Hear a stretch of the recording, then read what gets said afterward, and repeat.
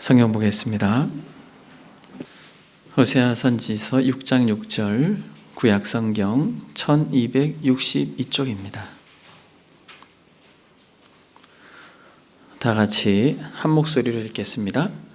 나는 인애를 원하고 제사를 원하지 아니하며 번제보다 하나님을 아는 것을 원하노라. 아멘. 나는 인애를 원하고 제사를 원하지 아니하며 번제보다 하나님을 아는 것을 원하노라. 사랑하는 여러분, 우리는 지난 시간까지 사도신경이 무엇인지 19번에 걸쳐서 우리가 생각을 해보았습니다. 여러분, 생각이 나십니까? 우리가 무엇을 믿고 소망하는가? 창조주 하나님의 무한한 영광, 그분이 우리를 돌보시고 또 우리를 먹이시고 우리를 입히시고 우리가 잘나서 이 땅을 이렇게 살아가는 게 아니라 하나님이 에덴에 아담을 두셨듯이 저와 여러분들의 삶의 현장 가운데 우리를 두시고 마치 좋은 아버지와 같이 우리를 지키신다라고 하는 게 진짜 믿어지는 것이죠. 그래서 여러분, 우리는 코로나보다 더 하나님을 경외하는 자들입니다. 그 창조주 하나님의 놀라운 섭리와 그 은혜를 우리가 생각할 때 여러분, 우리가 그걸 믿음의 이 땅을 산다라는 게 얼마나 복돼요. 하나님 앞에 우리가 마음이 힘들고 어려울 때 기도하고 기쁠 때 찬송하고, 여러분 그렇게 이 땅을 살아가는 것이 참으로 복된 인생임을 믿습니다. 여러분, 그런 의미에서 우리 양옆에 있는 지체들을 한번 보겠습니다. 당신은 참 복된 사람입니다.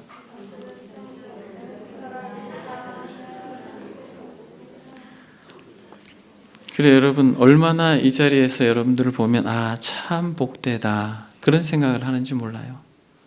그리고 여러분, 우리는 이런 창조주 하나님을 넘어서서 실제로 인간이 되시고 인간이 되셔서 우리가 받아야 될 저주를 대신 받으시고 우리가 건너야 될 그 죽음의 강을 건너신 예수 그리스도, 그분의 이 성육신과 이 대속의 은혜, 그리스도의 그 말할 수 없는 이 부활과 승천과 영광스러운 나라에서 그 탁월한 권세를 가지고 지금도 통치하시고 결과적으로 그분이 오셔서 산자와 죽은 자를 심판하시는, 우린 이걸 믿는다라고 고백을 했습니다.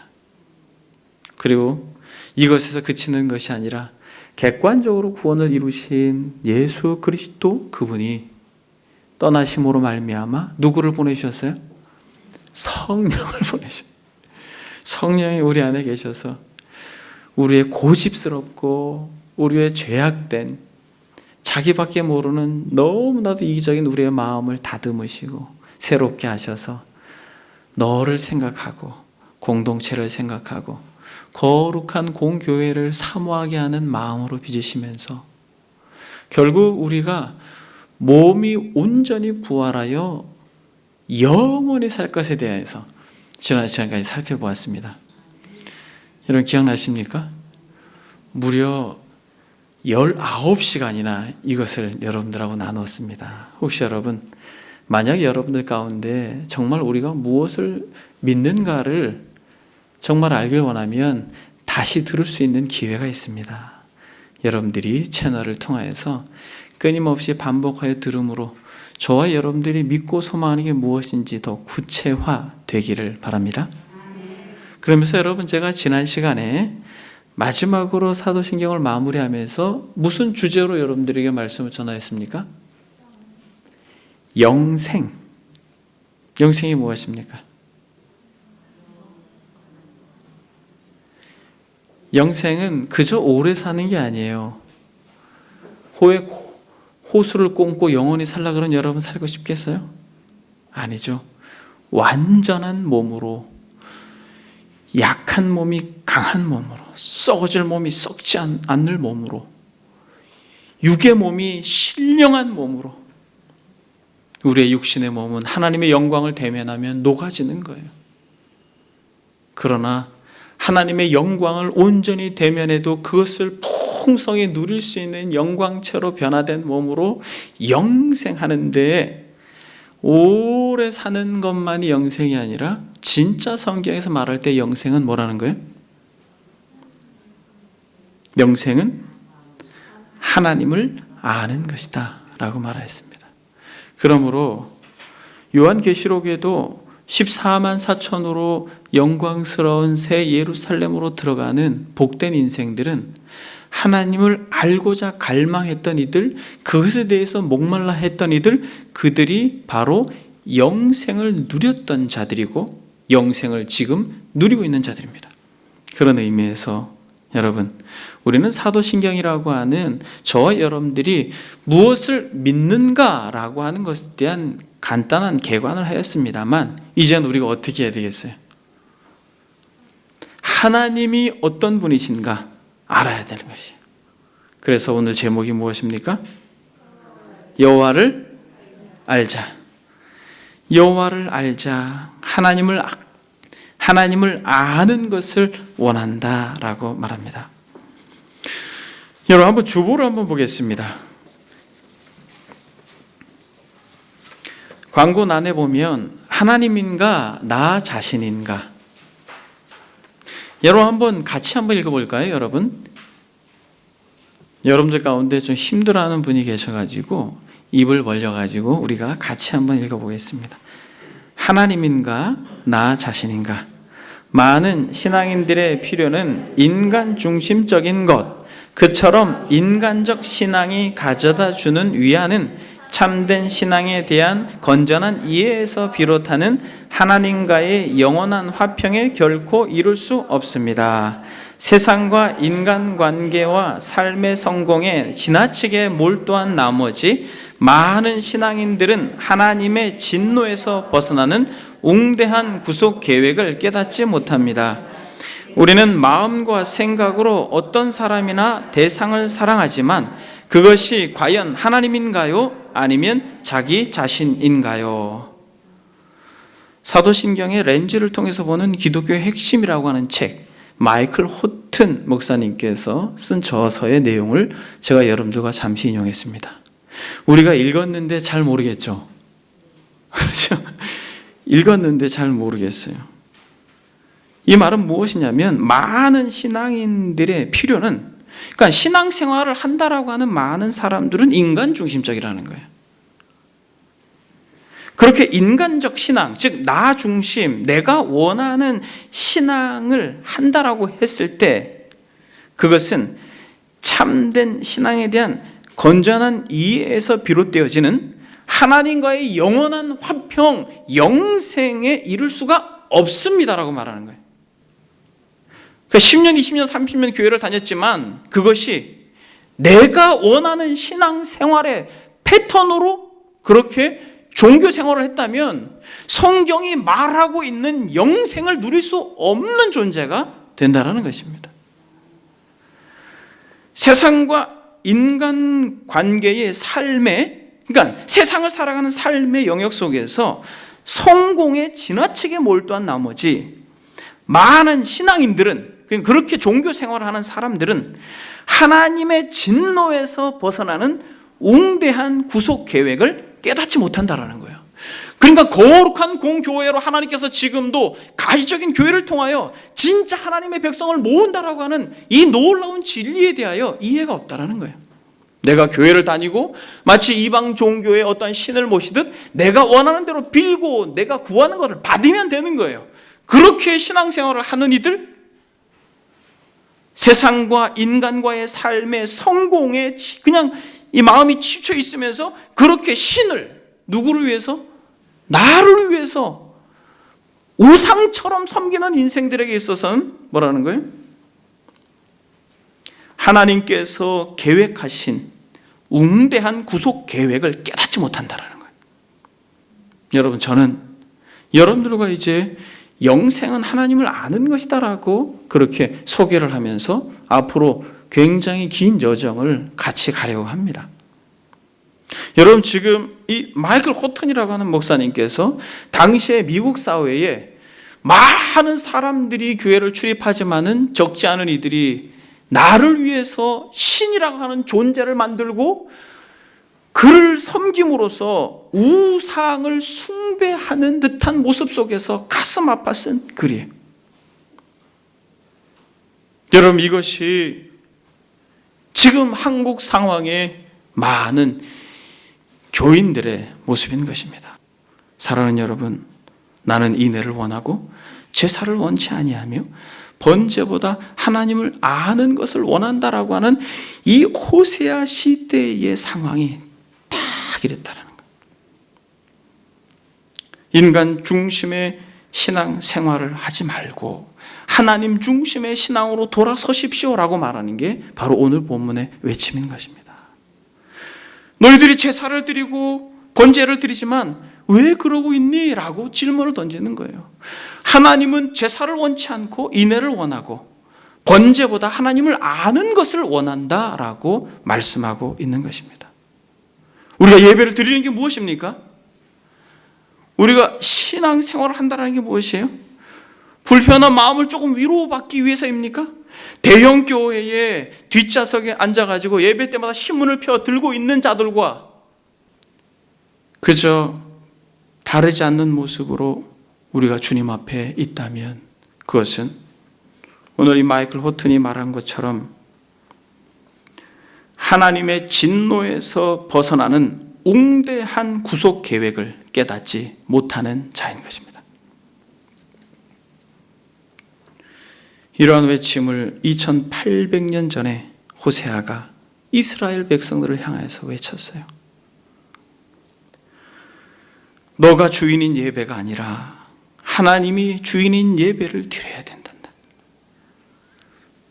너의 삶의 주인이 너가 아니라 하나님이 너의 삶의 주인이란다 라고 하는 것이 이스라엘 백성들을 향하여서 호세아가 가슴이 초미도록 절절히 외친 게 여러분 호세아서요.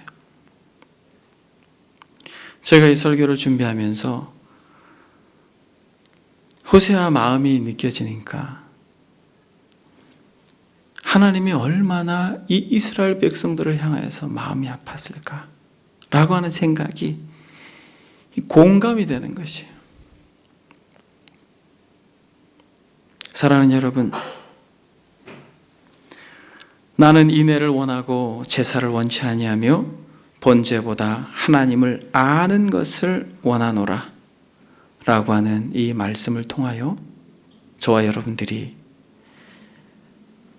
진짜 잠깐이면 사라질 우리의 연약한 육신을 입고 이 땅을 살아가는 삶의 여정 속에서 안개처럼 사라질 인생 앞에 여러분 정말 하나님이 원하시는 것이 무엇인지를 알고 남은 생을 사는 복된 인생들이 되기를 바랍니다.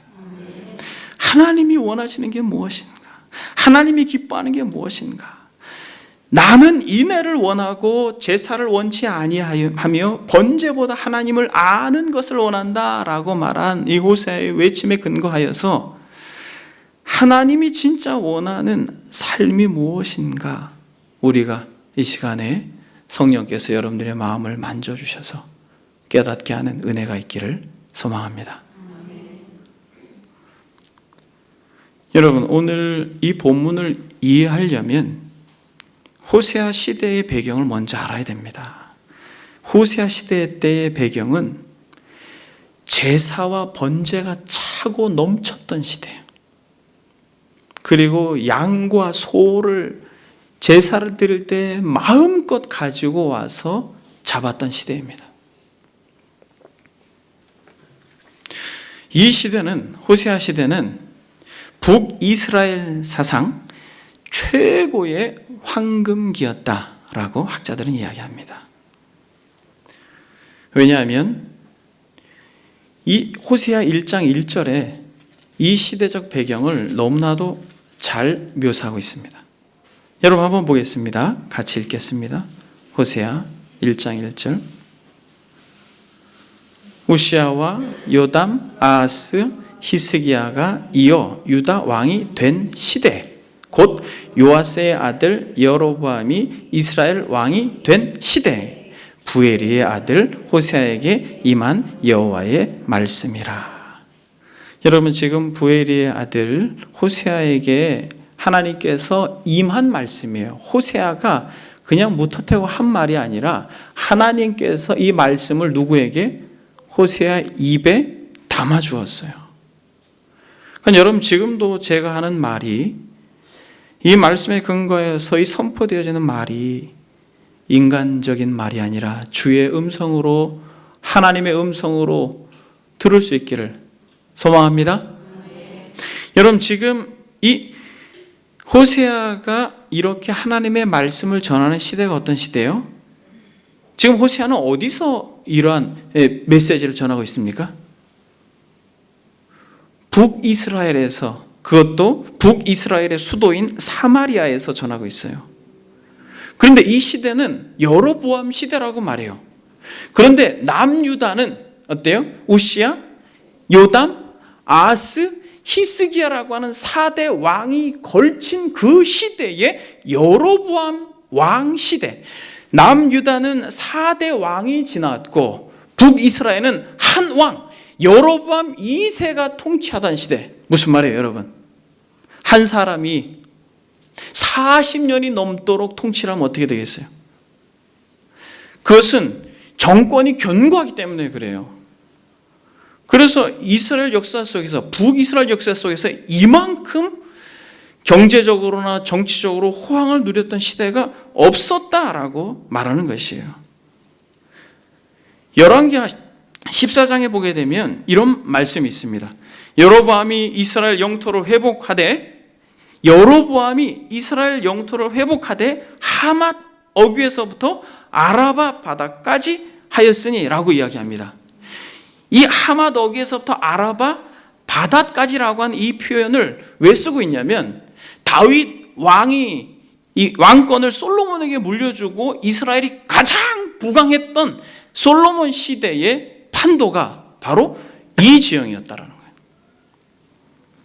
북단에는 하맛이, 유브라데강 접전 지역까지 굉장히 높이까지 땅을 점령하고, 밑으로는 애굽 접전까지 팔레스틴 해안 광야 전 지역까지 지금 이 여로보암 왕 시대 때 이렇게 영토를 가지고 정치적으로 경제적으로 굉장히 부강했던 나라라는 거예요. 이 시대의 북왕국 이스라엘 백성들은 이 정치적인 안정 속에서 경제적으로 상당히 윤택한 삶을 살았던 시대라는 거예요. 그런데 여러분, 아이러니하게 경제적으로는 이토록 윤택하고 복되고 최고의 시대를 살았지만, 여러분, 놀라운 것은 영적으로는 아주 비참하고 아주 패역한 시대를 살았다는 거예요. 여러분, 이것은 우리가 알고 있는 어떠한 교회를 출입하면서 들었던 메시지하고는 좀 다르죠. 예수님 잘 믿으면 이 땅에서 복 받는다. 여러분, 일면 맞는 말씀입니다. 이 땅을 성실하게 살아가는 하나님의 백성들에게 하나님께서 일반적인 섭리 가운데에도 은혜와 복을 주세요. 그러나 여러분, 진짜 부강한 것이 그저 하나님의 복이라고 치부할 수는 없는 거예요. 가장 부강했던 나라, 가장 부유했던 나라, 어떻게 보면 최고의 영토를 누리면서 살았던 이 여로보암 시대의 이스라엘 백성들은 상상할 수 없는 죄의 늪에 빠져서 하나님 아버지의 마음을 말할 수 없이 아프게 했다라는 거예요. 너무너무 아프게 했어요.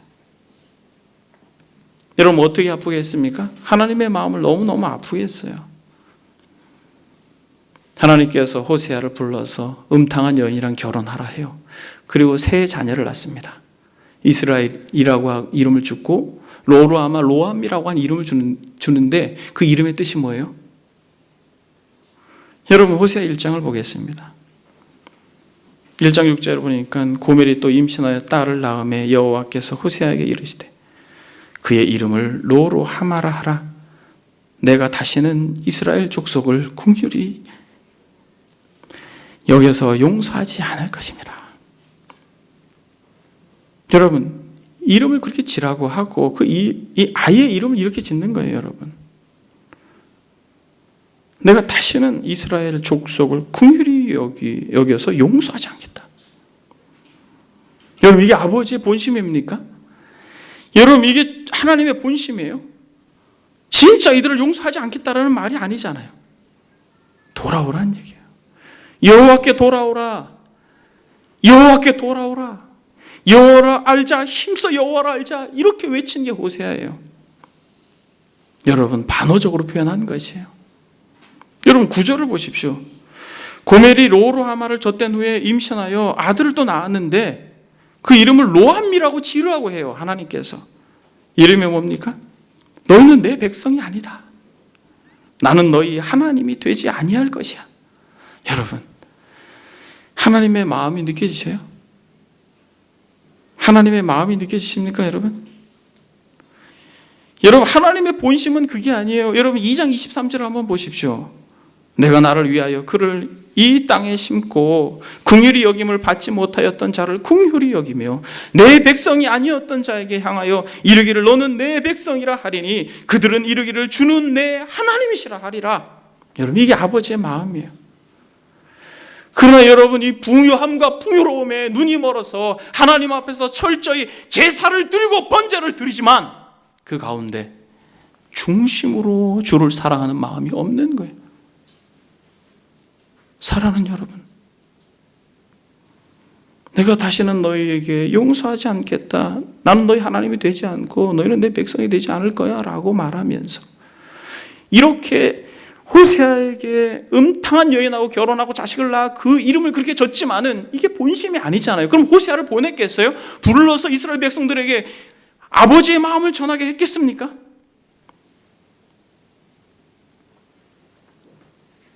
여러분, 이게 주님의 마음이 아니에요, 여러분. 성경을 한번 보겠습니다. 주님의 마음이 11장 8절이에요. 호세아 11장 8절. 에브라임이여 내가 어찌 너를 놓겠느냐. 이스라엘이여 내가 어찌 너를 버리겠느냐. 내가 어찌 너를 아드마같이 놓겠느냐. 어찌 너를 스보임같이 두겠느냐. 내 마음이 내 속에서 돌이키어 나의 긍휼이 온전히 불붙는 듯 하도다. 여러분, 지금 이 호세아가, 이 선지자가 이 메시지를 거의 마무리하면서 이렇게 이야기하는 거예요. 백성을 버리지 아니하시는 하나님에 대하여 이렇게 말합니다. 에브라임아, 이스라엘의 대표적인 지역이죠. 이스라엘의 애칭이에요, 에브라임이. 내가 어찌 너를 놓겠느냐. 이스라엘이여, 내가 어찌 너를 버리겠느냐. 내가 어찌 너를 아드마같이 놓겠으며 어찌 너를 스보임같이 두겠느냐. 내 마음이 내 속에서 돌이키어 나의 긍휼이 온전히 불붙는 듯 하도다. 여러분, 여기서 아드마, 스보임, 이 지역이 어떤 지역인 줄 아세요? 이 지역이 소돔과 고모라 땅과 같이 연이어져 있는 5개의 어떤 성의 이름들이에요, 여러분. 소돔과 고모라와 같이 멸망치 않게 하겠다라고 하는 것. 그래서 내 마음이 불붙는다. 그렇게 이야기합니다. 그런데 여러분, 이 시대가 얼마나 패역한 시대인지 한번 보십시오. 물질의 부요함 때문에 하나님 앞에 나와 제사를 드리고 예배를 드리지만 이렇게 예배를 드리지만은 마음 없이 예배를 드리는 것과 같은. 여러분, 4장 1절 2절 한번 보겠습니다. 성경을 한번 찾아보겠습니다. 다 같이 4장 1절 2절 같이 한번 읽어보겠습니다. 이스라엘 자손아, 여호와의 말씀을 들으라. 여호와께서 이 땅 주민과 논쟁하시나니 이 땅에는 진실도 없고 인애도 없고 하나님을 아는 지식도 없고 오직 저주와 속임과 살인과 도둑질과 간음뿐이요 포악하여 피가 피를 뒤이음이라. 그럼 무슨 말이에요? 진실도 없고 인애도 없고 하나님을 아는 지식도 없고 오직 저주와 속임과 살인과 도둑질과 간음뿐이요 포악하여 피가 피를 뒤이음이라. 무슨 말입니까? 복수가 끊이지 않는 시대가 됐다라는 거예요. 복수가 끊이지 않는 시대라는 거예요. 그런데 여러분, 이 이스라엘 백성들만 이렇게 망한 게 아니에요. 이 이스라엘 백성들만 이렇게 폐역한 게 아닙니다. 4장 5절에 보니까 너는 낮에 넘어지겠고 너와 함께 있는 선지자는 밤에 넘어지리라. 내가 내 어머니를 멸하리라. 내 백성이 지식이 없으므로 망하는도다. 내가 지식을 버렸으니 나도 너를 버려 내 제사장이 되지 못하게 할 것이요. 여러분, 무슨 말이에요? 백성들만 폐역한 것이 아니라 누구도? 제사장들도, 영적 지도자들도, 교회로 말하면 직분을 받고 안수를 받아서 그렇게 하나님의 영광을 위하여 충성하며 섬기겠다고 하는 이들마저도 겉으로 드러날 때는, 교회에서 사람들을 대할 때는 교회 공동체 안에서 그렇게 버젓이 인정받고, 하지만은 깜깜한 밤에 은밀한 중에 아무도 없을 때, 누구도 보지 않는 그때에 믿지 않는 자들보다 더 사악한 모습으로 변하는 이들을 향하여서 호세아는 정확하게 고발하고 있는 것이에요. 여러분, 얼마나 많은 목회자들이 연약함 가운데 넘어지고 있습니까? 이스라엘 백성들을 온전하게 바른 길로 인도해야 함에도 불구하고 지도자들이 속수무책으로 마치 낙엽처럼 떨어지는 이런 시대를 우리가 살고 있어요. 호세아 시대 때 제사장들이 망가졌어요. 5장을 한번 보십시오. 5장 1절. 제사장들아 이를 들으라.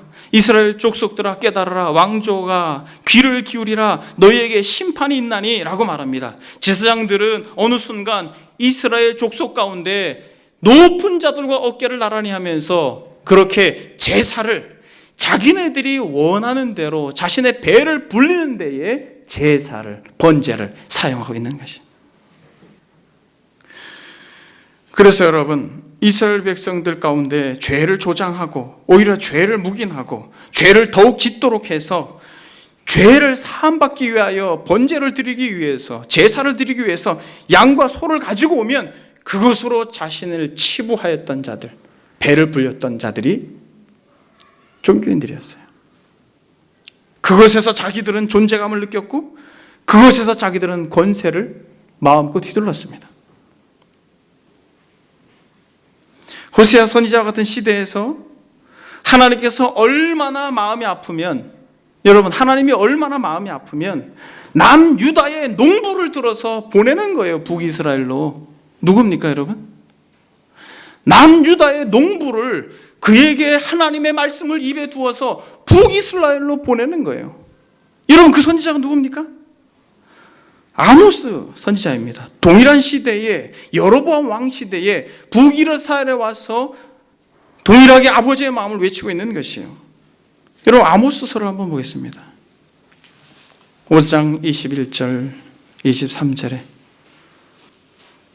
내가 너희 절기를 미워하며 멸시하며 너희 성회들을 기뻐하지 아니하나니 너희가 내게 번제나 소제를 드릴지라도 내가 받지 아니할 것이요 너희의 살찐 희생의 화목제도 내가 돌아보지 아니하리라. 내 노랫소리를 내 앞에서 그칠지어다 내 비파소리도 내가 듣지 아니하리라. 오직 정의를 물같이 공의를 마르지 않는 강같이 흐르게 할지어다. 여러분, 지금 아모스가 남유다 출신의 농부예요, 여러분. 그런데 북이스라엘로 왔어요. 아버지의 마음을 가지고 왔습니다. 그러면서 이야기해요. 내가 너희 절기를 미워하며 내가 너희 절기를 미워하여 멸시하며 너희 성회들을 기뻐하지 아니하나니 너희가 내게 번제나 소제를 드릴지라도 내가 받지 아니할 것이요 너희의 살찐 희생의 화목제도 내가 돌아보지 아니하리라. 너의 노랫소리를 내 앞에서 그칠지어다 내 비파소리도 내가 듣지 아니하리라. 오직 정의를 물같이 공의를 마르지 않 강같이 흐르게 할지어다. 무슨 말이에요? 제사를 드리고 번제를 드리면서 소나 양을 많이 가지고 옵니다. 그리고 그렇게 제사를 드리면서 흥겨워하고 춤을 추고 노래를 하고 스스로 자기 만족에 취해 있는 이러한 종교인들을 향해서 멈추라는 거예요. 이젠 듣고 싶지 않다라는 거예요, 여러분. 내 노랫소리를 내 앞에서 그칠지어다. 내 비파 소리도 내가 듣지 아니하리라. 오직 정의를 물같이 공의를 마르지 않는 강같이 흐르게 할지어다. 여러분, 이것이 바로 호세아 시대의 백성들을 향하여서 하나님께서 가지고 계셨던 마음이에요. 외식으로 가득한 인생들, 외적으로는 굉장히 부흥하고 성장한 것처럼 보이지만 그 안에는 하나님을 사랑하는 마음이 없어요. 인애, 즉 자비, 긍휼, 사랑 이런 게 없어요. 그저 제사만 있을 뿐입니다. 하나님의 그 말할 수 없는 긍휼에 대한 감격도 감사도 없고 그저 당신네들이 들고 오는 재물만, 소들의 울음소리만 있는 것이에요. 그러면서 스스로 자축하며 하나님께서 자신의 죄를 용서하셨다라고 하고 기뻐하는 것으로 만족하고 돌아가는 것입니다. 그러나 하나님은 그렇게 하지 말라라는 거예요. 생명 없는 종교가 되어버린 현실 속에서 선지자는 진실로 마음 아파서 이렇게 외치고 있는 것이에요.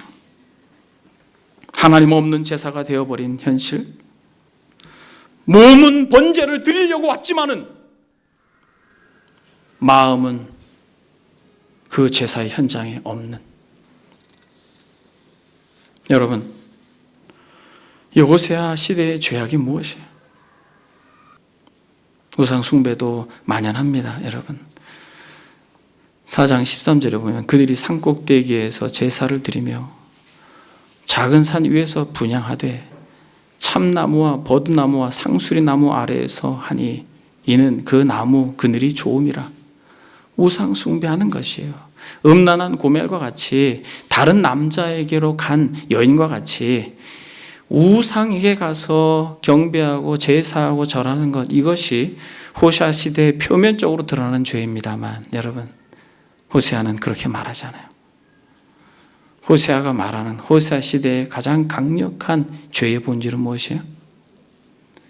무지입니다. 무지예요. 여러분, 제가 사도신경을 처음 여러분들과 나눌 때에 여러분 정말 교회를 다니는 사람들을 만나서 당신은 믿음이 있습니까? 그러면 당신은 무엇을 믿습니까? 라고 한번 물어보라고 했습니다. 그러면 난 무엇을 믿는다라고 자신 있게 말할 수 있는 사람이 그렇게 쉽게 만날 수 없다라고 여러분들에게 이야기를 했어요. 그저 믿어요. 믿는데 열심히 믿어요. 교회에 나와서. 근데 그 믿음이 자기가 원하는 거예요. 우리는 그것이 아니라고 하는 것을 사도신경에서 같이 공감했습니다. 여러분, 이 무지는 상상할 수 없는 죄예요. 우리가 하나님 앞에 나와 예배하는 것이 어떤 의미를 담아내고 있는지, 이 세상이 궁극적으로 어떻게 멸망할지, 하나님께서 심판하실 때 얼마나 정확하게 양과 염소로 가르고 알곡과 쭉정이로 가를지, 하나님을 모르고 믿지 않는 이들이 처해야 할 지옥이 얼마나 두렵고 무서운지 여러분 모르니까 이러는 거예요. 그래서 여러분, 무지가 심각한 죄입니다. 4장 1절에 보니까 이스라엘 자손들아 여호와의 말씀을 들으라. 여호와께서 이 땅 주민과 논쟁하시나니 이 땅에는 진실도 없고 인애도 없고 하나님을 아는 지식도 없다라고 말합니다. 인애도 없고 진실도 없는데 더 궁극적으로 하나님을 아는 지식이 없다고 말하고 있는 거예요. 4장 6절에 보니까 내 백성이 지식이 없으므로 망하는도다. 내 백성이 지식이 없으므로 망하는도다 라고 이야기하는 것이에요. 여러분, 이스라엘 백성들은 하나님 앞에서 예배를 하였어요. 멈추지 않고 예배를 하였습니다. 오히려 더 번성하고 부강해짐으로 인해서 더 많은 것을 가지고 오고 더 많은 것을 바쳤습니다. 그러나 아모스 선지자도 그렇고 호세아 선지자도 그렇고 나는 인애를 원하지 제사를 원하지 않는다라고 정확하게 이야기했습니다. 여러분, 여전히 제사를 드리고 번제를 드립니다. 제사의 반복이 무엇이에요? 그것이 번제입니다. 번제는 제사를 가장 대표적으로 하는 행동이에요. 예배를 반복적으로 드려왔지만 점점 더 하나님에 대한 갈망보다 매너리즘과 형식에 매여서 그저 예배당에 오지 않으면 찝찝한 정도로 그렇게 신앙생활을 하는 종교인들이 얼마나 많이 있습니다. 여러분 8장 11절을 한번 보겠습니다. 하나님께서 나는 인애를 원하고 제사를 원치 않는다라고 말할 때에 제사 드리는 그 현장이 죄의 원산지가 됐기 때문에 그래요. 에브라임은 죄를 위하여 제단을 많이 만들더니 그 제단이 그에게 범죄하게 하는 것이 되었도다. 내가 그를 위하여 내 율법을 10,000가지로 기록하였으나 그들은 이상한 것으로 여기도다. 그들이 내게 고기를 제물로 드리고 먹을지라도 여호와는 그것을 기뻐하지 아니하고 이제 그들의 죄악을 기억하여 그 죄를 벌하니 그들은 애굽으로 다시 가리라. 여러분 보세요. 제사를 드리기 위해서 제단을 많이 만들었는데 그 제단이 오히려 그에게 범죄하게 하는 것이 되었습니다. 여러분 제사를 많이 드려요. 그리고 예배도 많이 만들어요. 그리고 제물도 많이 갖고 와요. 여러분 그러면 좋은 거 아니에요? 여러분 그러면 좋은 거 아닙니까? 뭐가 되는 것 같잖아요. 근데 거기에 인애가 없어요. 하나님을 아는 것이 없어요.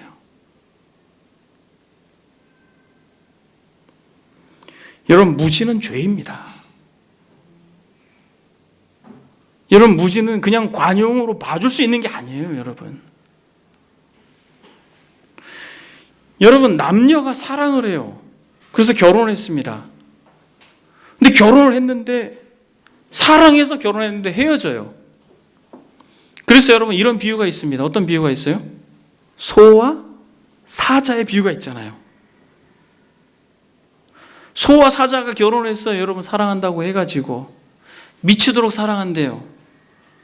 그런데 한참 시간이 지나서 성격 차이로 헤어져야 된대요.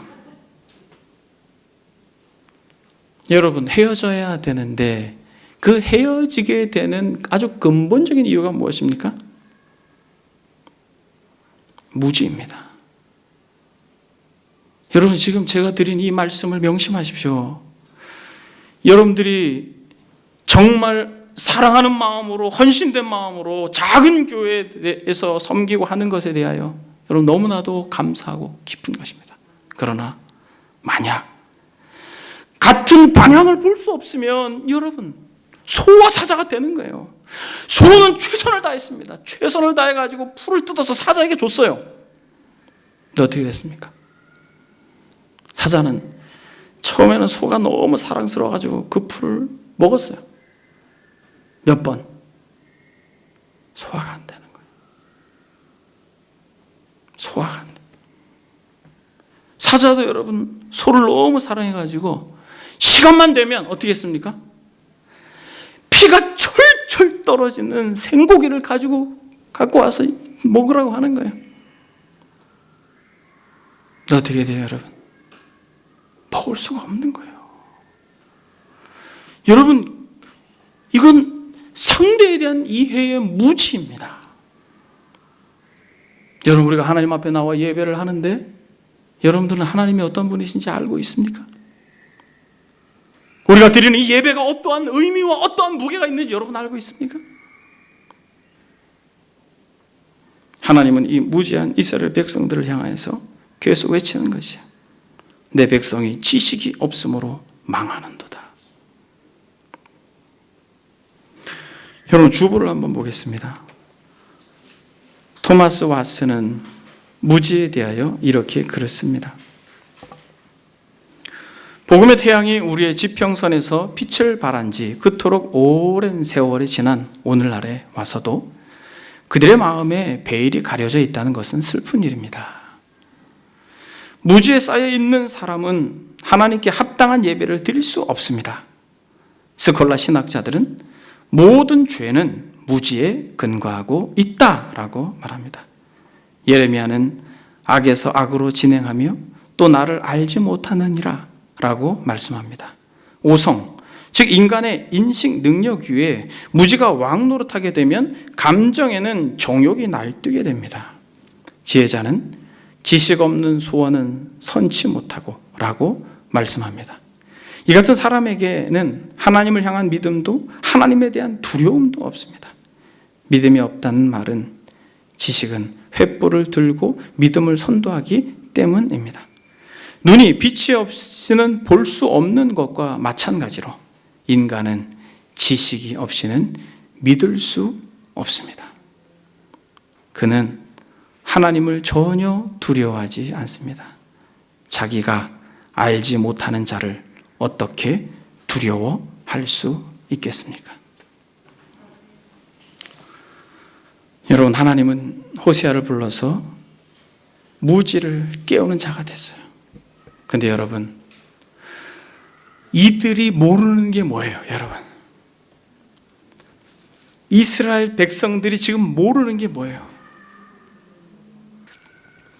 이스라엘 백성들이 모르는 게 인애입니다.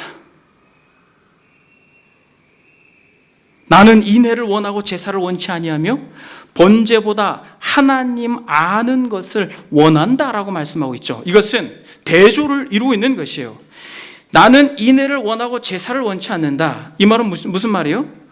나는 번제보다 하나님을 아는 것을 원한다. 이게 이야기하는 것이죠. 그러니까 제사는 번제이고 하나님을 아는 것은 뭐예요? 인애예요. 여러분, 이스라엘 백성들에게 있어서 결정적인 무지의 극치는 하나님이 얼마나 사랑하는지 모른다. 여러분, 하나님이 얼마나 사랑하는지 모른다. 여러분, 하나님이 얼마나 사랑하는지 모른다. 인애, 즉 자비, 긍휼, 사랑을 인애라고 말하는 것입니다. 하나님의 사랑이 로루아마 로암미라고 하는 이름을 지어가면서 너희에게 긍휼이 다시는 없을 거야. 너희는 내 백성이 아니야. 나는 너희 하나님이 되지 않을 거야 라고 역설적으로 말하면서 돌아오라고 여호와께로 돌아오라고 말하는 그 아버지의 절절한 사랑을 만약 알았다면, 사랑하는 여러분, 하나님의 사랑을 알았다면 이스라엘 백성들이 이렇게 하진 않았을까요? 이들이 모르는 거는 그 어떠한 게 아니에요. 하나님, 그분이 우리를 얼마나 사랑하는지. 여러분, 그래서 어떻게 해요? 호세아가 그저 하나님의 말씀이 되었지 않습니까? 호세아가 계시 자체가 되었던 거예요, 여러분. 호세아가 하나님이 그를 불러서 고멜이라고 하는 음탕한 여인이랑 살고 세 자녀를 낳고, 그렇게 자녀를 낳지만은 다시 방탕하게 음탕하게 다른 남자에게 가서 그렇게 몸을 썩고 하는 그러한 고멜을 향하여서 하나님은 뭐라고 말합니까? 자신을 떠나서 다시 정부와 합하여 타양 생활을 하고 방탕한 삶을 산 그 여인, 애인에게 다시 버림받아서 창부가 된 그 여인, 그 고멜에게 다시 가라. 다시 가서 어떻게 하라는 거예요? 데리고 오라는 거예요. 호세아 3장 1절 보니까 또는 너 또 가서 타인에게 연애를 받아 음부가 된 그 여인을 사랑하라라는 거예요. 여러분, 이게 아버지의 마음이에요. 호세아를 떠나고 그 악의 구렁텅이에서 건져내서 그렇게 사랑함으로 자신의 아내로 맞아들였지만은 다시 떠나서 음탕하게 그렇게 창부가 된 그 여인에게 또 가서 그를 데리고 와서 사랑하라, 그 여인을 사랑하라. 이것이 호세아에게 주신 하나님의 메시지예요. 사랑하는 여러분,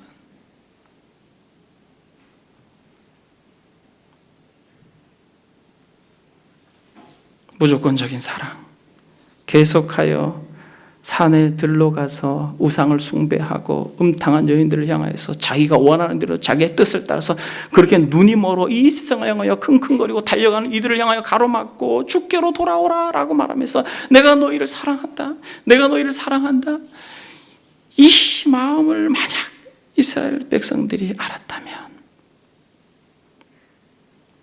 그래서 여러분, 호세아는 예수님을 예표해요. 호세아 이름이 뭐예요, 여러분? 구원이라는 뜻이에요. 여호와께서 구원하시니라. 이게 호세아의 이름의 뜻이에요. 여러분, 호세아와 같이 하나님께서 하늘에 머물러 계시지 않고 이 땅에 오셔서 우리를 사랑한다 정말 몸으로 말씀하신 게 무엇이에요?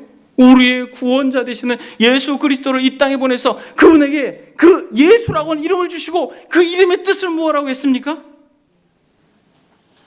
아들을 낳으리니 이름을 예수라 하라. 이는 그가 자기 백성에서 그들의 죄에서 구원할 자이심이라 라고 말하면서 호세아와 동일한 이름을 주시고 우리를 얼마나 사랑하시는지. 예수 그리스도. 사랑하는 여러분,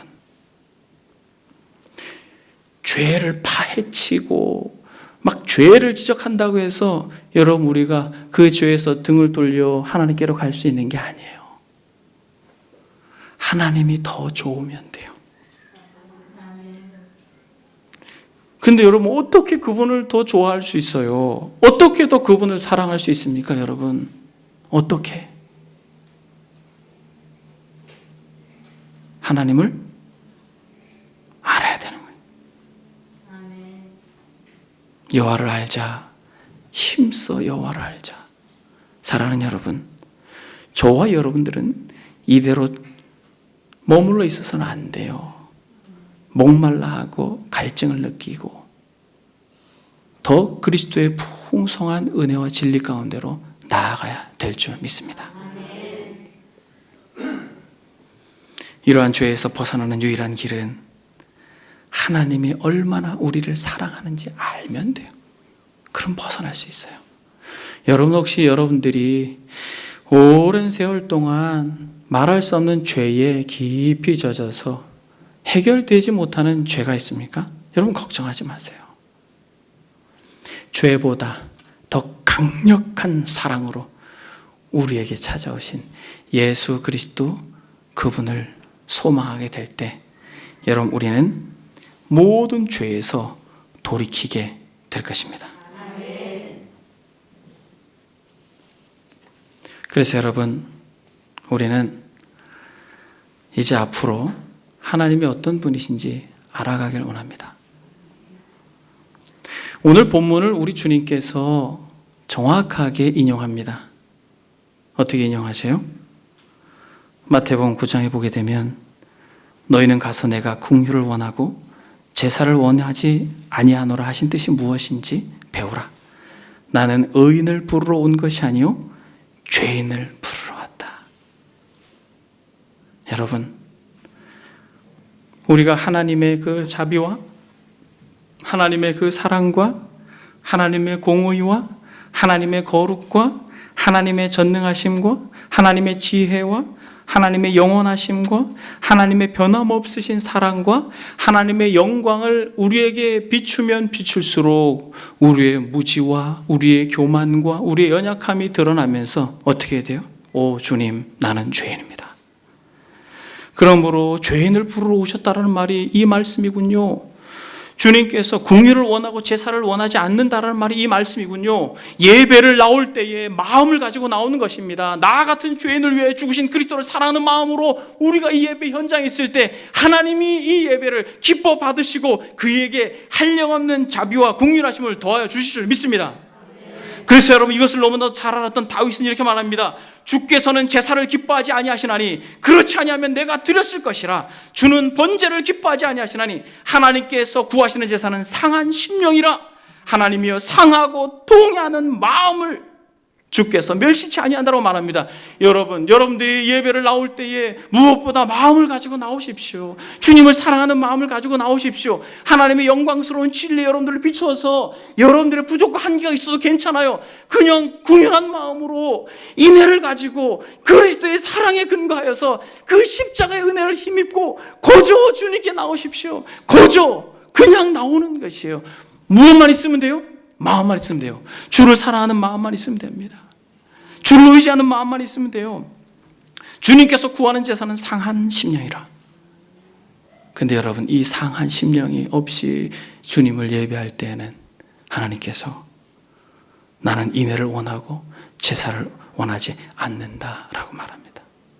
우리가 여러분 하나님을 알아야 되는 건 죄인을 부르시는 그 그리스도의 은혜를 덧입기 위해서요. 하나님의 거룩을 알면 우리가 얼마나 거룩하지 못한 어두움인지 알고, 그 진실을 알면 우리가 얼마나 거짓된지 알고, 그 겸손을 알면 우리가 얼마나 교만한지 알고, 그 성실하심을 알면 우리가 얼마나 게으른지 알고, 그 온유하심을 알면 우리가 얼마나 형편없는 자인지 알기 때문에 하나님을 알면 알수록 의인을 부르러 온 것이 아니라 죄인을 부르러 오셨다라는 말씀이 우리의 가슴 속에 점이게 될 것이에요. 마음을 두고 예배를 드리거나 하나님을 의식하지 않고 삶을 살거나 하는 것은 너무나도 슬픈 것입니다. 말씀을 정리합니다. 여러분, 어떤 칠순잔치가 있었어요. 자녀들이 자기의 손자, 손녀들을 다 데리고 와서 그 칠순잔치에 아주 북적북적거리면서 막 상이 다리가 부러지도록 많이 먹고 즐겼어요. 그런데 정작 칠순잔치의 주인공인 할아버지는 건너방에 그저 누워만 있어요. 자녀들도 손자들도 아무런 관심이 없습니다. 누구에게? 그 잔치의 주인공에게 별로 관심이 없어요. 칠순잔치가 맞춰져서 자녀들도 다 갔어요. 남은 건 뭐밖에 없어요? 먹다 남은 음식밖에 없습니다.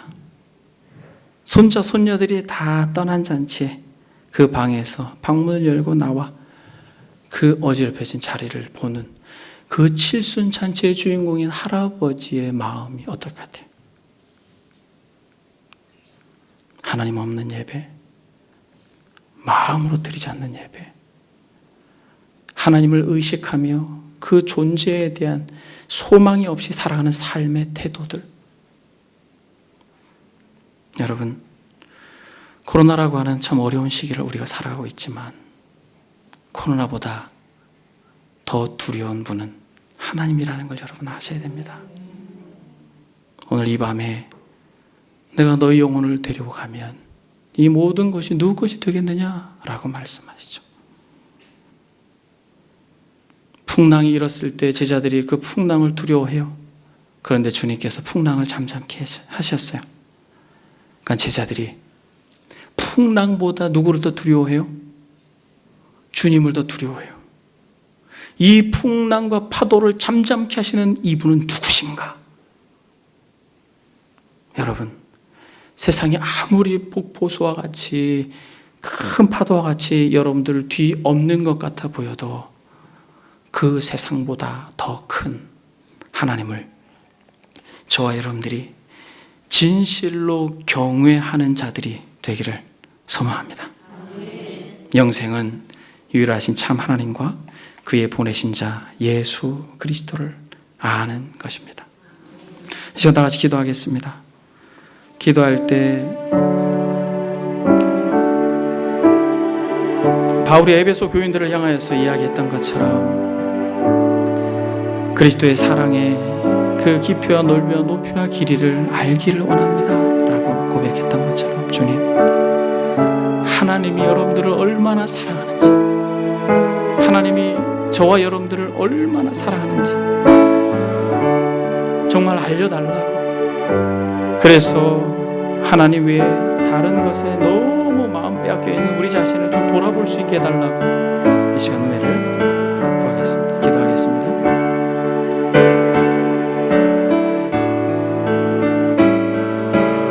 나는 인애를 원하고 제사를 원치 아니하며 번제보다 하나님을 아는 것을 원하노라. 주님, 우리에게 다시 한번 우리의 마음속에 영혼을 깨워주셔서 하나님을 아는 법을 가르쳐 주십시오.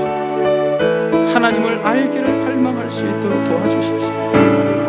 너무나도 분주한 삶의 현장에서 많은 것을 상실하고 잃어버리는 것처럼 보이지만 가장 중요한 분을 잃어버리지 않도록 만왕의 왕 되신 분, 우리의 코에 온기에 진정한 생명이 되시는 분, 모든 모든 환경의 주권자가 되시는 분, 아버지 하나님이여, 그 하나님을 향하여서 진실로 우리의 마음속에 경외함을 가질 수 있도록 이 죄 많은 자를 긍휼히 여겨주시고, 아버지 하나님이여, 우리 사랑하는 지체들을 긍휼히 여겨주시고, 아버지 하나님이여, 정말 이 공동체가 진실로 주를 경외하는 공동체, 주를 예배하는 공동체, 주를 사랑하는 공동체, 마음을 담아 주님께 나와 은혜를 구하는 공동체가 되도록 성령께서 역사해 주시기를 간절히